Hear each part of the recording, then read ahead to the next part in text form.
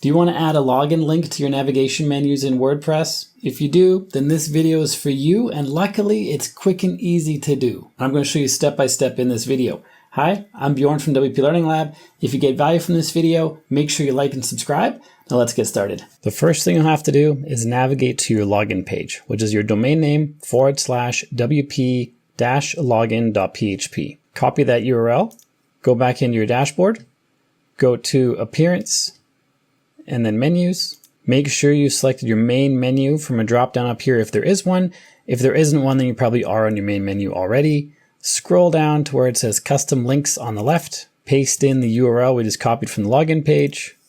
For link text, write Login. Click on Add to Menu. You can drag and drop it wherever you like it. I'm going to put it right at the end. Click on Save Menu. Now we have a login link right here that takes us to the login page. If you got value from this video, make sure you like and subscribe to let me know. Then check out this playlist on your screen right now, which is all about improving your WordPress skills. So make sure you check out that playlist, and I will see you there.